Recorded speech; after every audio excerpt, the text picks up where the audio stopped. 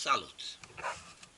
Ne uităm aici la o placă experimentală pe care am făcut-o pentru un Servo Canam G1.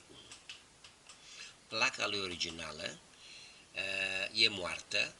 Am primit servoul ăsta de la Neluțu Oros, la care îi mulțumesc foarte frumos. Servoul ăsta nu va avea centru. Pe el nu interesează cum ții tu ghidonul, stânga sau dreapta. El știe unde este, dar unde l-ai lăsat, acolo stă. Servul ăsta nu poate trage stânga sau dreapta. Nu are trepte de ajustare și ajustarea se poate face numai din soft, deocamdată. Avem aici 6 senzori de poziție, care avem din centru 1, 2, 3, 1, 2, 3, pe stânga 3, pe dreapta 3. Aici avem un regulator de tensiune de 5 V, condensatoarele aferente, aici avem driverele pentru MOSFET și aici avem MOSFET de putere care învârte motorul stânga sau dreapta. Hai acum să vedem pe partea alaltă. Plus la baterie, minus la baterie. Cablurile astea se vor schimba cu cablu mai groase de 4 mm pătrați. Avem aici firele care merg la motor. Deocamdată merge la un motor extern. Cam înainte să verificăm, înainte să cuplăm motorul lui, vom pune la motor extern. Aici, astea două, avem cablurile de poziție la ghidon, care doi senzori externi.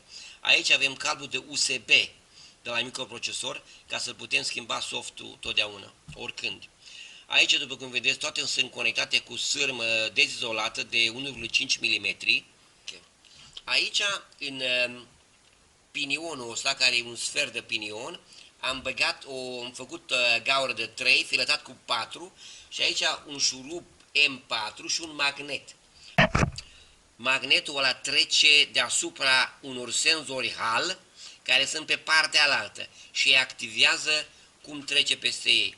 Și din cauza aia, pentru că sunt foarte deși, sunt 6 senzori aici, poate activa și 2 deodată. Și din cauza noi avem 12 poziții, de fapt, unde microprocesorul știe când axul e aici în centru, când e maxim stânga, când e maxim dreapta. În felul ăsta, dacă știe că e maxim dreapta, el nu te va lăsa să tragi mai în dreapta decât senzorul ăla asistat de motor. Poți să tragi manual, dar nu asistat de motor.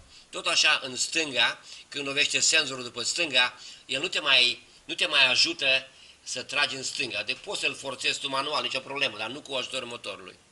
Asta e versiunea experimentală și versiunea a doua va fi făcută cu un program specializat pentru așa ceva, unde tot circuitul va fi făcut frumos și o să dau la o firmă să-mi facă plăcile astea.